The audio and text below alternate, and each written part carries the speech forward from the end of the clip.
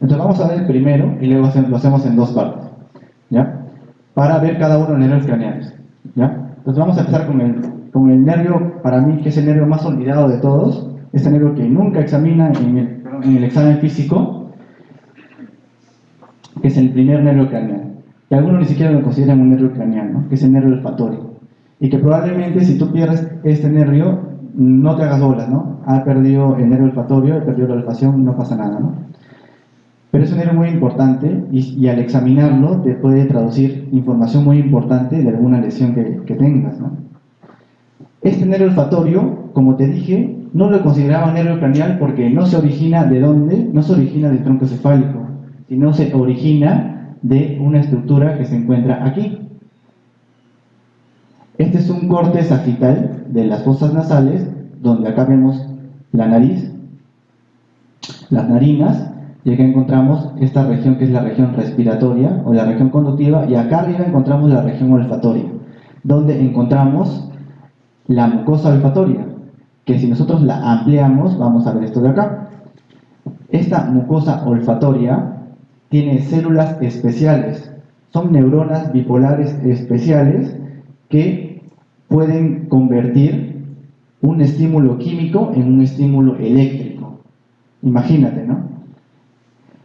Estas células se llaman las células olfatorias.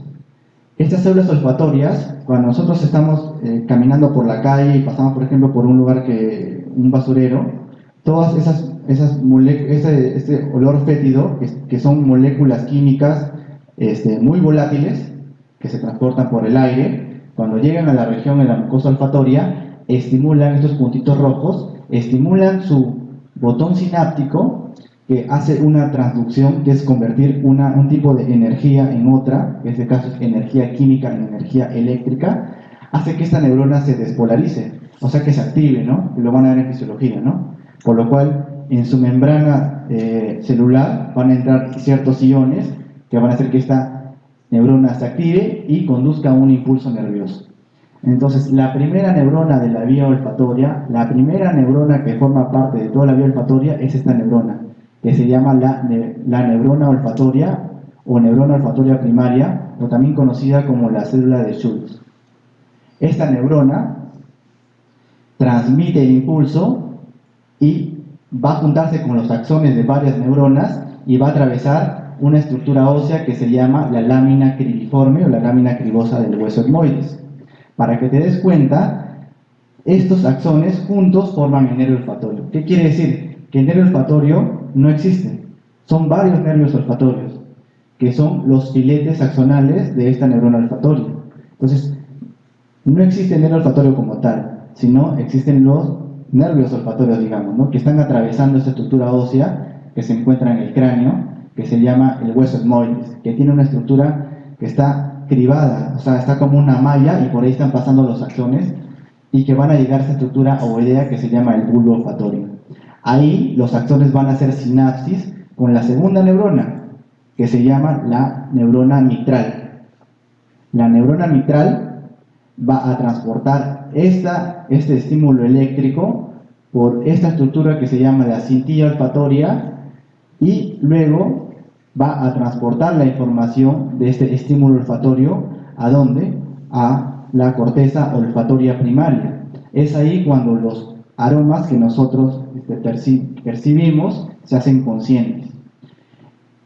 El nervio olfatorio en los humanos no está muy desarrollado, está más desarrollado en los caninos, por ejemplo, ¿no? Por eso utilizan a los perros para encontrar drogas en el aeropuerto, etcétera, ¿no? Porque en ellos, si nosotros hacemos una disección de encéfalo, te vas a dar cuenta que su bulbo olfatorio es bien grande. Porque nosotros en la evolución, cuando desde homínidos evolucionamos al Homo sapiens sapiens, que somos ahora, tuvimos que ir perdiendo ciertas estructuras del sistema nervioso para dar origen a que se desarrollen otras. En los seres humanos está más desarrollado el lóbulo frontal, que se encarga de nuestro juicio, nuestro pensamiento, etcétera, ¿no? Que ha dado que la sociedad se forme. En cambio, y eso ha sido a expensas de otras estructuras del sistema nervioso. Esa estructura formaba parte en los mamíferos inferiores, formaba parte de otra estructura muy grande que se llamaba el rinencéfalo, que es una estructura, si nosotros vemos por ejemplo, el encéfalo de un perro, vamos a ver que el lóbulo frontal es casi el mismo tamaño que el bulbo olfatorio, ¿no? Pero es por eso, porque el perro es un animal instintivo, entonces necesita valerse más de los sentidos de su lóbulo frontal, ¿no? Porque nunca has visto un perro hablando de filosofía, ¿no? Entonces, por esa razón nosotros no lo tenemos tan desarrollado, ¿no? Muy bien, pero al humano primitivo, el nervio olfatorio, o todo el sistema olfatorio, servía para detectar los venenos, ¿no? ¿Cómo así los venenos?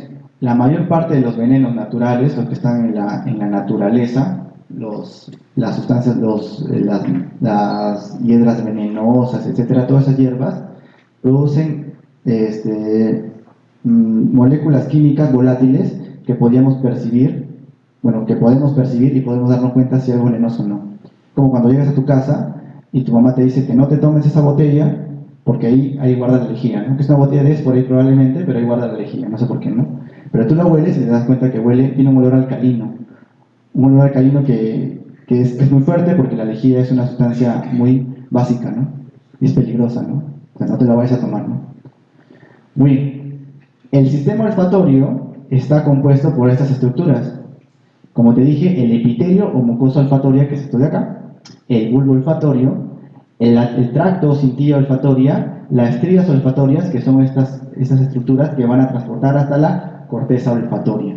Es ahí en la corteza olfatoria donde nosotros nos damos cuenta del aroma que hemos percibido, ¿ya? Pero eso no quiere decir que lo identificamos, porque para nosotros identificar un olor tenemos que haber aprendido ese olor. ¿Cómo tú sabes que cuando llega tu mamá a tu casa y tú hueles, dices, ella es mi mamá? ¿Por qué? Porque probablemente utilice el mismo perfume desde que tú la conoces. Bueno, tal vez lo haya cambiado, ¿no? Pero tú te das cuenta porque tú, durante todo tu desarrollo, tu aprendizaje, cuando eras niño, aprendiste que ese aroma, que lo percibes gracias a esta vía olfatoria y que llega a la corteza cerebral, se ha relacionado con un recuerdo que tienes tú en la memoria, ¿ya? Entonces, hay dos lesiones, por ejemplo, ¿no? Para diferenciar. Una cosa es perder la olfacción y otra cosa es perder ese recuerdo de ese aroma. Saber si un aroma es fétido o no depende de cómo tú lo hayas aprendido. Probablemente esas personas que están acá fuera de mi facultad, esas personas que viven en la calle, no les parezca fétido ese olor, porque se han acostumbrado dentro de su aprendizaje, dentro de sus recuerdos, ese aroma no es fétido para ellos. Pero nosotros pasamos y huele horrible, ¿no? Y nos parece desagradable. Eso es porque es algo aprendido, ¿ya? Muy bien.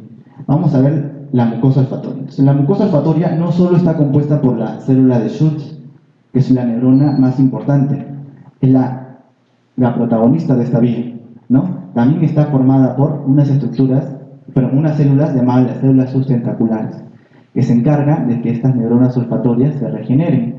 Estas células sustentaculares son multipotenciales, digamos. Pueden regenerar otra célula olfatoria. Y te das cuenta, estas células siempre están muriendo. ¿Por qué? Por ejemplo, tú vas a una parrilla y empiezas a oler el humo, o por ejemplo vas a una fiesta y están fumando, y estas moléculas calientes, que son volátiles, queman la mucosa olfatoria y destruyen las células olfatorias. Pero las células olfatorias tienen una capacidad de regeneración muy alta y se regeneran a base de las células sustentaculares. ¿Ya? Muy bien. A su par, esta molécula, para que se impregnen, para que se peguen esas moléculas, necesitan una secreción mucosa. ¿Y quién produce esta secreción mucosa? Una glándula que se llama la glándula de Bowman. La glándula de Bowman se encarga de producir una secreción líquida, entre líquida y mucosa, que se encargan de que estos cilios puedan atrapar estas moléculas y puedan recepcionar ese estímulo químico, ¿no? Y como te das cuenta, mira, y acá se puede ver en este esquema del Netter, que los axones de todas estas células olfatorias son amielínicos, o sea, no tienen mielina, y recién acá se envuelven de una célula de mielina y van a pasar por esto que es la lámina cribriforme del hueso etmoides. La lesión más frecuente, estamos hablando anatómicamente, del nervio olfatorio es cuando se fractura este huesito de acá. Este hueso es bien delgadito. Si alguna vez tienen la oportunidad de tocar el cráneo, van a ver que esta parte usualmente ya está rota. Cuando tienen un cráneo de humano, ¿no? Todos los cráneos, por ejemplo, con lo que yo estudiaba, yo me daba cuenta que ese hueso ya estaba roto. Y cuando lo tuve, el hueso ya conservadito, me daba cuenta que era bien delgadito, ¿no? Y es para que pasen estos nervios. Es bien delgadito y es bien fácil de fracturar. Un signo de que una persona pueda tener una fractura de la fosa craneal anterior es que haya perdido el olfato, ¿no? Y nosotros nunca nos damos cuenta, ¿no? Porque nunca examinamos el olfato, ¿no? Muy bien, esa es la mucosa olfatoria. Vamos a ver ahora la vía olfatoria. Como te dije, la vía olfatoria empezaba acá, en el bulbo olfatorio. Ahí está la primera sinapsis, ¿no? Hace sinapsis con la neurona mitral, la neurona en penacho, etcétera, con todas las células que están ahí y van a transportar información por la cintilla olfatoria. Esta cintilla olfatoria se divide en tres estrías. Tenemos una estría lateral, que es por la cual va a ir a la corteza olfatoria, acá, a la corteza principal. Tiene una estría olfatoria medial, que es la que se comunica con el otro lado. Gracias a Dios, este lóbulo olfatorio, perdón, esta cintilla olfatoria tiene una comunicación con el lado contralateral. Eso significa que al perder el olfato de un lado, de alguna forma, la información se transmite al otro lado. Entonces, tú no puedes oler por un lado, por una fosa nasal, pero la información se puede transmitir por el otro lado y ambas cortezas están interrelacionadas. Muy bien. Y la estría intermedia, que casi poco lo describen en los libros de anatomía, está conectada a un núcleo que es el núcleo amigdalino. Es por esa razón que el olfato y los aromas están muy relacionados con las emociones, ¿no? Por eso los aromas nos parecen agradables y desagradables, gracias a esta estría intermedia. Muy bien. Cuando llega a la corteza olfatoria, llega a una estructura que se llama el uncus, que es una estructura en el lóbulo temporal que tiene forma de gancho. Acá se encuentra un área que se llama el área piriforme. Acá se encuentra el área olfatoria primaria. Y te preguntan, ¿dónde se encuentra la última neurona de la vía olfatoria? Acá, en el área piriforme. Ahí está el área 28 de Brodmann. Brodmann, que es un alemán, a mediados del siglo XX, mientras hacía experimentos, no éticos con los judíos, pudo mapear de alguna forma que ciertas estructuras del encéfalo humano, lo hizo con monos y lo hizo con judíos, que al lesionarlas tenían una traducción clínica, ¿no? Él, por ejemplo, descubrió que si lesionabas la parte anterior del lóbulo frontal, las personas no podían mover un brazo, ¿no? Primero lo hizo con monos, ¿no? Gracias a él, nosotros sabemos que ciertas partes de la corteza cerebral sirven para cierta función. Éticamente, casi por ejemplo, no lo mencionan eso, ¿no?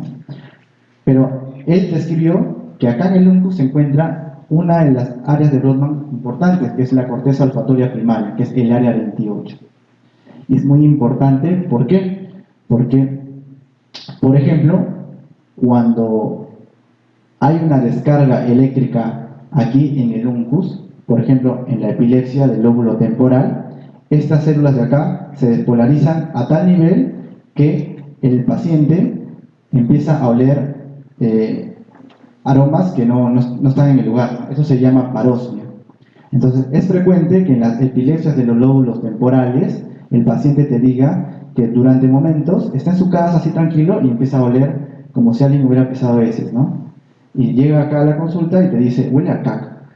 De la nada, estoy en mi casa y huele a caca. Y ya revisé todos lados, ya limpié mi sillón, ya me revisé los zapatos y no hay caca. Ya limpié el baño, etc. Y no se ha dado cuenta que en realidad él está convulsionando.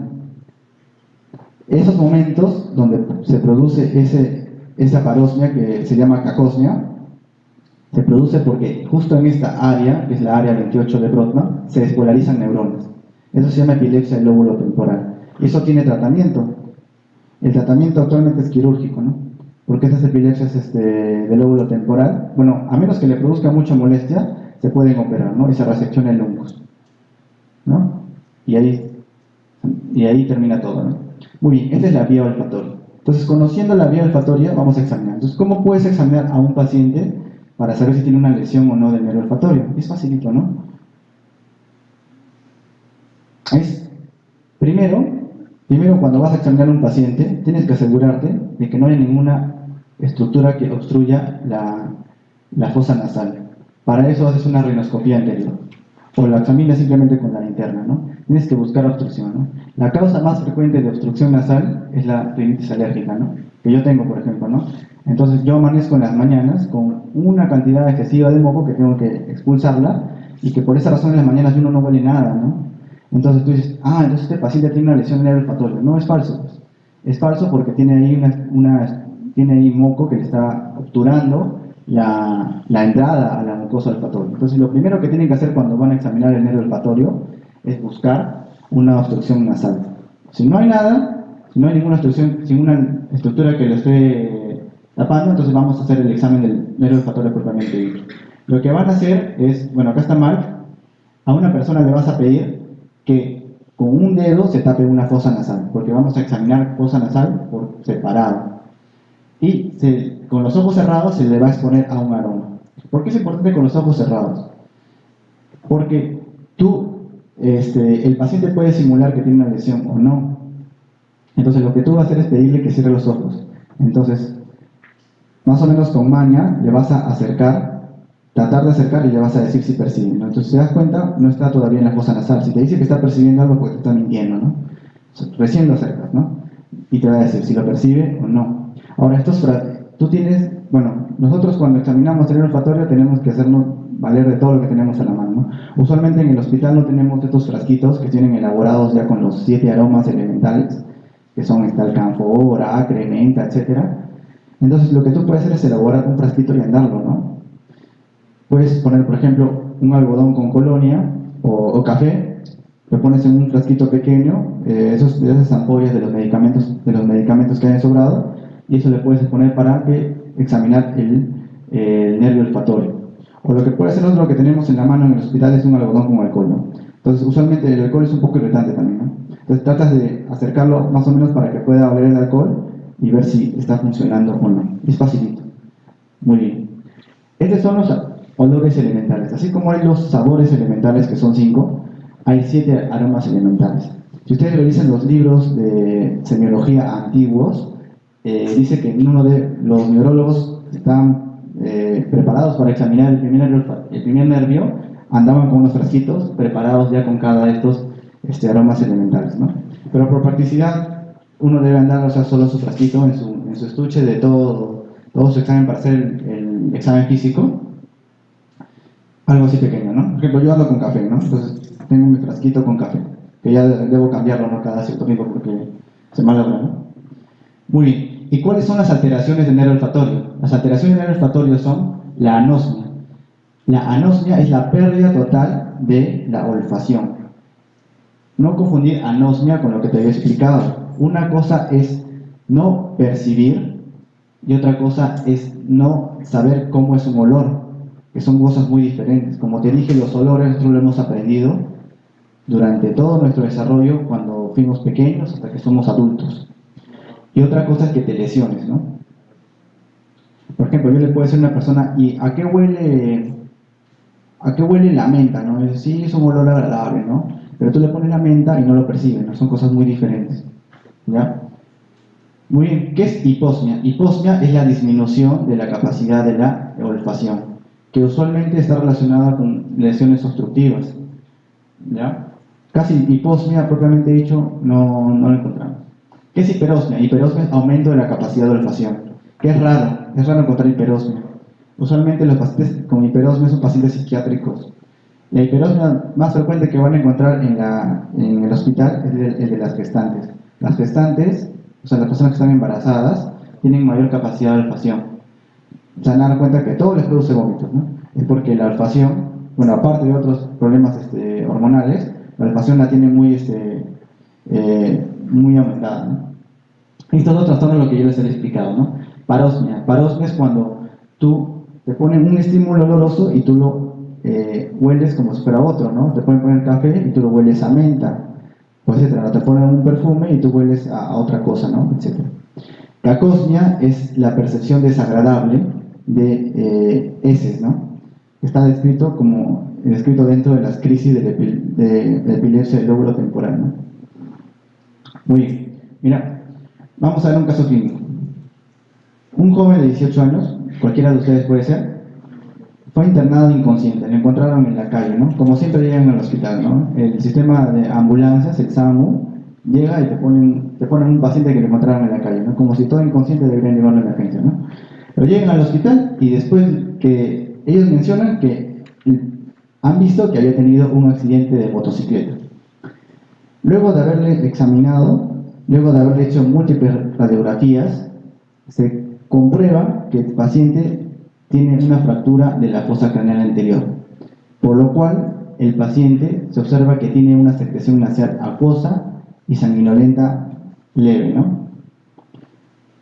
Muy bien, 3 días más tarde el paciente regresa a la consulta porque, según él, cuando come, o sea, no percibe los sabores de la misma manera que lo percibía antes. ¿Por qué? Porque si tú pierdes la olfacción, usualmente ni te vas a dar cuenta. Te vas a dar cuenta cuando tú pruebes tu comida, porque la olfacción y el gusto están interrelacionados. Entonces, la mejor forma que cuando venga una persona al neurólogo y diga que puede ser una lesión del nervio olfatorio, es porque no percibe los gustos. Y más que pensar primero en una lesión de la vía gustativa que vamos a hablar más adelante, es probablemente porque ha tenido una lesión del nervio olfatorio.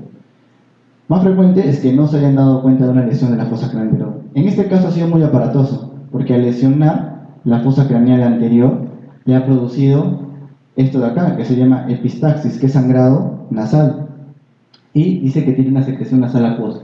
Probablemente haya drenado un poco el líquido cefalorraquídeo que se encuentra en esa ubicación, ¿no? Pero lo que más se ha dado cuenta es que ha perdido la capacidad de la olfacción, ¿no? Muy bien.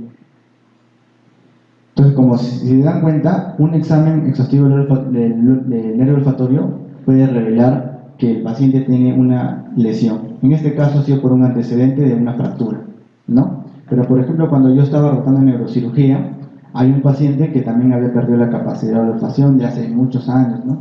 Luego a eso se le asocia que le dolía la cabeza hace mucho tiempo, ¿no? Mucha tensión con el dolor de cabeza que es crónico, que va aumentando en el tiempo. Entonces se le examina y se damos cuenta de que un lado de una fosa nasal no percibió el olfato. Entonces se le pide un estudio para descartar una anomalía estructural y se le pide una tomografía, ¿no? Que es lo más barato, ¿no? Y se detecta que tiene una tumoración que se llama un meningioma, que es un tumor benigno, pero como todos los tumores del sistema nervioso central no son tan benignos que digamos, sino que al estar en una cavidad cerrada tienen el peligro de que al no aguantar la presión en esa cavidad cerrada, el paciente pueda hacer una hernia cerebral y se pueda morir, ¿no? Ese síndrome se llama el síndrome de Foster-Kennedy, ¿no? Que yo he visto 2. Y se dan cuenta, venía básicamente porque no olía y porque tenía dolor de cabeza, ¿no?